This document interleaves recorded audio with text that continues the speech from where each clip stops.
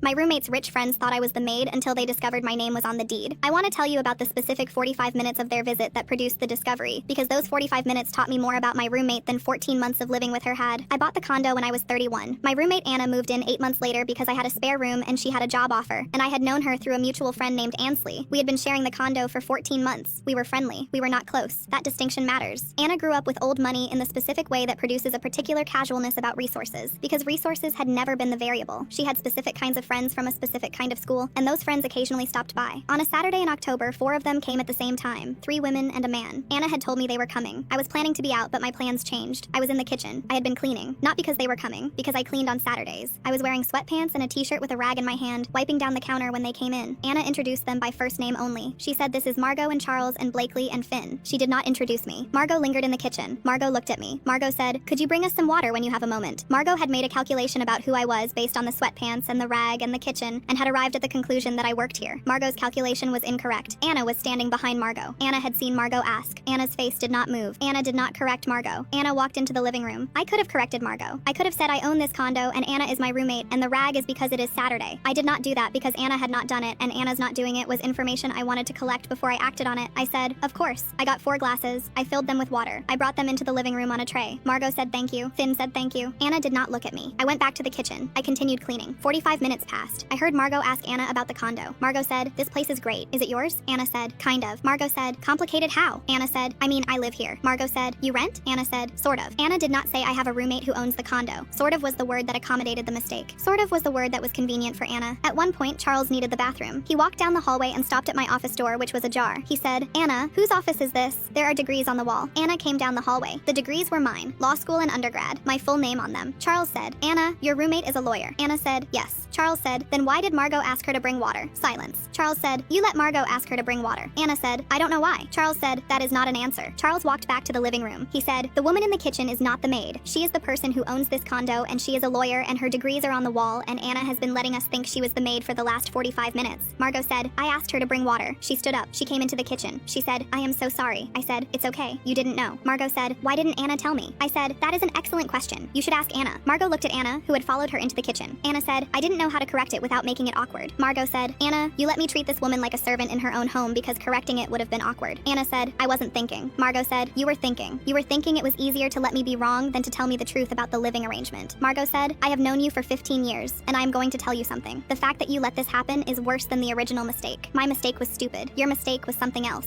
Anna's face was not embarrassed. Anna's face was caught in a way that suggested this was not the first time, and Anna had specific strategies for handling it, and the strategies had been overridden by Charles finding the degrees. I said, "Anna, can I talk to you in the other room?" In my office, I closed the door. I said, "Why have you been letting your friends think I was the maid for 45 minutes? Why did you say sort of when Margot asked about the condo? Why have you not introduced me to anyone who has been to this condo in 14 months? Anna said, "I didn't realize that was a pattern." I said, "Anna?" She said, "I did." She said, "Introducing you requires me to explain the arrangement. The arrangement is that you own the condo and I rent from you." My friends would have asked follow-up questions. I didn't want to answer them. I said, "Because it's embarrassing." She said, "Yes, embarrassing that my life has produced a situation where I rent. I am 32 years old and I rent a room from someone and my friends all own their own places, and I did not want to have the conversation." I said, "So you let them think I was the maid?" She said, "I didn't think it that clearly, I just didn't correct it." I said, "The effect was the same." Anna moved out 3 weeks later. She gave notice on Monday. She said she needed her own place. She said she appreciated the 14 months. She said she was sorry about Saturday. I said I had not been angry about Margot. I said I had been disappointed about her. I said the Margot thing was not the thing. Anna said, "I know. I understood that from the office." She sent me a card at Christmas. I sent one back. I thought we were done. 3 weeks after Anna moved out, Ansley texted me for coffee. We met Thursday at a coffee shop. Ansley's smile had effort behind it. 2 minutes of small talk. Then Ansley set down her cup with both hands. She said, "Anna called me last week. She told me her version of what happened with her friends. Her version is not your version." I said, "What did Anna tell you?" Ansley said, "Anna told me you overreacted. She said her friends came over and there was a small mix-up, and you made it into a whole thing and basically forced her out." I went still. A small mix-up. A whole thing. Forced her out. I thought about the kitchen. The rag. Margot saying, "Could you bring us some water?" Anna saying, "Sort of." 45 minutes. The office with the door closed. Anna giving notice on Monday of her own choice. I said, "That is not what happened." Ansley said, "I know, because Margot called me too." Margot had reached out independently. She had found Ansley through social media because she felt so bad about the water incident she wanted to find a way to apologize to me properly. Margot could not stop thinking about asking a woman to bring water in that woman's own home. Ansley said, "Margot told me everything. She told me about asking you for water, about Anna not correcting her, about Charles finding the degrees, about what Margot said to Anna in the kitchen. She said Anna had let it happen on purpose." Ansley said, "So now I have 2 completely different versions. Anna's where you overreacted and forced her out, and Margot's where Anna let her friends believe you were the maid for 45 minutes and told told you she did it because she was embarrassed to admit she rents. She said, I believe Margot's version, but I needed to hear yours. Then she said, Anna has been telling our friend group her version for the last 2 weeks. I sat with that. I had thought the Saturday was the event. I had thought the event had a beginning and an end, and I had filed it where things that are over go. But the Saturday was not the end. It was the start of something else, something quieter, something happening in rooms I was not in, and phone calls I was not on. Anna was rewriting what happened. She was taking the 45 minutes where she let her friends treat me like the help and turning it into a story where I was the problem. My name was being shaped by someone else's words again, and this time I was not even in the kitchen to hear it. I said, who did she talk to, specifically? Ansley listed 3 names, people I knew, people who had been in my home and eaten at my table. One of the 3 was Henrietta, my closest friend since before the condo and before the law degree. I called Henrietta that evening. I said, has Anna said anything to you about why she moved out? The pause was long, longer than the question required, long enough to be an answer all by itself. Henrietta said, she said you two had a disagreement and you asked her to leave. I had not asked Anna to leave. Anna had given notice of her own choice. I said, did she tell you what the disagreement was about? Henrietta said, she said it was a misunderstanding with some of her friends, and you took it personally. A misunderstanding. Took it personally. Anna had not lied to Henrietta. Anna had done something more careful than lying. She had told a version composed of real words arranged in an order that pointed away from Anna and toward me. She had taken the 45 minutes and compressed them into a misunderstanding. She had taken my response and turned it into a character flaw. I said, her friends thought I was the maid, in my own home, and Anna let them think it for 45 minutes. Silence. Then Henrietta said, she did not tell me that part. No, she would not have, because that part was the part that made Anna the person who did the thing instead of the person the thing was done to. That part was the part Anna had removed from every version because that part made the story true. I thought about the choice in front of me. I could let Anna's version keep moving. I could be patient. I could be gracious. I thought about the last time I had been gracious. I thought about the rag in my hand and Margot saying, could you bring us some water? And me saying, of course. I thought about filling 4 glasses and putting them on a tray and carrying them into the living room and setting them down in my own home for people who thought I worked there. Being gracious had a price, and I had been paying it, and I had not noticed the bill until Ansley put it on the table in front of me at a coffee shop on a Thursday. Henrietta said, what do you want to do? I said, I'm not going to be the woman with the rag again. I'm not going to stand in my own kitchen while someone else decides who I am. Henrietta said, then don't. Simply. Like she had been waiting for me to arrive at it on my own. She said, Ansley and I can set up a dinner. Just the people Anna talked to. You tell them what actually happened. No drama, just the truth. I said, I know what I want to say. I have known since October. I just haven't had the table to say it at. Henrietta said, now you do. On Wednesday, Anna texted me. Seeing her name on my phone felt like finding a door I thought I had closed standing open again. The text said, I heard you're having people over on Friday. I hope this isn't about me. I thought we ended things on good terms. Good terms. Anna and I had ended things on terms that were polite. Polite and good are not the same thing. Good terms would have meant we agreed on what happened. We did not agree. I did not respond. An hour later, a second text. I really don't think it's fair to turn our friends against me over something that happened months ago. I apologized. I moved out. I don't know what else you want. Every sentence positioned Anna as the person who had already done the right thing. I apologized. I moved out. True statements used to build a frame that made me the person who would not accept what she had already given. I don't know what else you want. Turned the dinner into an act of aggression. Something that happened months ago made the amount of time that had passed shrink the thing itself. I was not turning friends against someone. I was being accurate. There is a difference. Thursday evening, Henrietta called. She said, Anna called me. She was crying. She asked me not to go to the dinner. She said you were trying to humiliate her. Anna was not calling me. Anna was calling my friends and crying. The crying was a tool whether Anna knew it or not, because crying about a dinner is a way of asking someone to choose a side without saying the words. I said, am I doing the wrong thing? Henrietta said, you are doing the thing Anna is afraid of. That doesn't make it wrong. It makes it necessary. Friday. Henrietta and Ansley came early. Henrietta brought flowers. Ansley brought wine. I had set the table slowly and carefully because the table mattered. I was wearing what I wanted to wear. Nobody had a rag. Nobody was going to be confused about whose home this was. The 3 mutual acquaintances arrived. I could see on each face the look of a person who knows they have been invited for a reason and does not yet know what the reason will feel like. When the small things ran out, I said, I asked you here because Anna told each of you a version of why she moved out. I want to tell you what actually happened, not because I need you to take sides, but because I deserve to have the truth told at least once by the person it happened to. I told them about the Saturday in October, about Anna introducing her friends by first name and not introducing me, about Margot looking at me in sweatpants with a rag and saying, could you bring us some water? About Anna standing behind Margot with a face that did not move, about filling 4 glasses and putting them on a tray and carrying them into the living room in my own home, about Anna saying, sort of, about 45 minutes of standing in my own kitchen being no one, about Charles finding the degrees, about my office with the door closed where Anna said she was embarrassed to tell her friends she rented. I kept my voice even. I did not add things that did not happen. I told them facts. One acquaintance said, Anna told me you overreacted to a joke. I said, there was no joke. Margot genuinely believed I was the maid. Anna confirmed this in the office. Another said, she told me you kicked her out. I said, she gave written notice 3 days later. I have the text. She chose to leave. Then Ansley said, Margot called me independently. Margot's version matches exactly. Margot was so upset she tracked me down to find a way to apologize. This is not one person's word against another. There are witnesses. The quiet shifted from listening to deciding. The acquaintance who had been most unsure looked at me and said, I believe you. And I'm sorry I didn't ask you first before I accepted Anna's version. I felt something move in my chest. Not victory, not satisfaction. Something quieter. The feeling of being seen accurately, in my own home, at my own table, by people choosing to look at me and see the person I actually was instead of the person someone else had described. I said, I don't need anyone to stop being friends with Anna. That is your choice. I just needed the real version to exist somewhere other than inside my own head, because standing standing in that kitchen while someone decided I was the help, and then standing in my own life while someone decided I was the villain for being hurt by it. Those are two versions of the same thing, and I am finished being the person who does not correct it. People hugged me on the way out, and each hug felt different from the ones that started the evening. Henrietta stayed to help clean up. She picked up a rag from the counter and looked at me, and we both started laughing, and the laughter felt like the first uncomplicated thing in weeks. I rented the spare room to a colleague from the firm 3 months later. She moved in on a Saturday. I was cleaning when she arrived. She said, "This place is beautiful. Thank you for letting me live here." I said, "You're welcome. I'm glad you're here." She set down her boxes and I kept cleaning. The rag was just a rag.